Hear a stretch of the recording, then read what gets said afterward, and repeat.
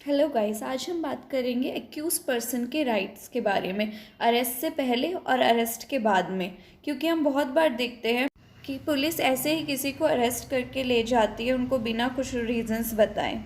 तो आज हम देखते हैं कि हमारा लॉ इसके बारे में क्या कहता है। तो आप लोगों को पता होगा, जो अरेस्टेड पर्सन होते हैं, यानी कि अरेस्ट करने के बाद पुलिस को उनको अगर आपको लीगल एडवोकेट चाहिए तो आपको वो आप हायर कर सकते हो। आपको पुलिस उसको कॉल करने देगी, ये आपका राइट है। और इनकेस अगर आपके पास आप फाइनेंशियली स्ट्रांग नहीं हो, आपके पास पैसे नहीं है लॉयर या एडवोकेट को हायर करने के, तो फिर आप फ्री लीगल एड भी ले सकते हो। वो सरकारी वकील होते हैं, उसमें आपको पैसे नहीं देने होते। ये चीज़ आपको पुलिस बताएगी, ये आपका राइट है।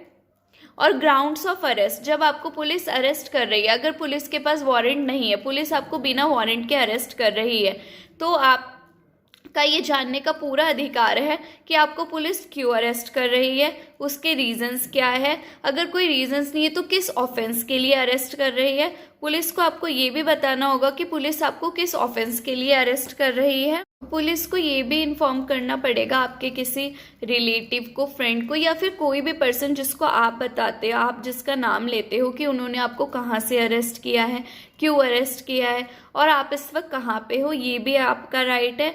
और आपके पास राइट है कि आप एक कॉल कर सकते हो, राइट टू कॉल, ये भी आपका राइट है कि आप एक कॉल कर सकते हो अपने किसी फ्रेंड को, किसी रिलेटिव को, या फिर किसी भी पर्सन को इन्फॉर्म करने के लिए कि आपको अरेस्ट कर लिया गया है।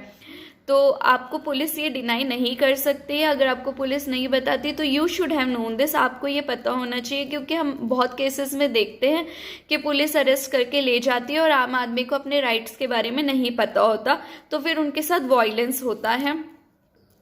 पुलिस को आपको ये भी बताना चाहिए कि जिस ऑफेंस के लिए पुलिस ने आपको अरेस्ट किया है तो वो बेलेबल है या नॉन बेलेबल है। बेलेबल मतलब कि उस ऑफेंस में आपको बेल मिल सकती है, और नॉन बेलेबल, अगर आपने नॉन बेलेबल ऑफेंस किया है तो उसमें आपको बेल नहीं मिल सकती है। तो पुलिस को आपको ये इन्फॉर्म करना है, ये आपका राइट है जानने का कि आपका ऑफेंस बेलेबल है या नॉन बेलेबल है। अगर आपका ऑफेंस बेलेबल है तो आप बेल ले सकते हैं, जो भी उसका प्रोसीजर होगा उसके तहत आपको बेल मिल सकती है। आप और उसके बाद पुलिस को आपको जो भी नियरेस्ट मैजिस्ट्रेट होगा उसके पास विथिन 24 आवर्स प्रोड्यूस करना पड़ेगा, लेके जाना पड़ेगा।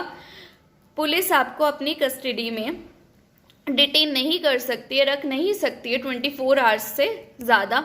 और आपके पास ये भी राइट है कि right to examine by doctor, यानी कि आप डॉक्टर से अपना एग्जामिनेशन करा सकते हैं।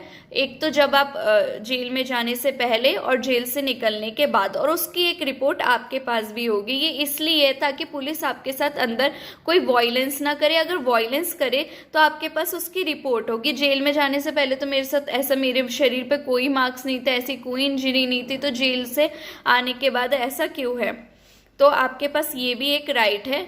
और इस सब के बाद अगर जब आपको मजिस्ट्रेट के पास ले जाया जाता है और मजिस्ट्रेट ये देखता है कि आपको बिना किसी ऐसे ही, मतलब कि कोई रीजंस वैलिड नहीं है जिसके तहत आपको अरेस्ट किया गया है, तो फिर आपको 1000 रुपीज़ तक का कंपनसेशन भी मिलेगा।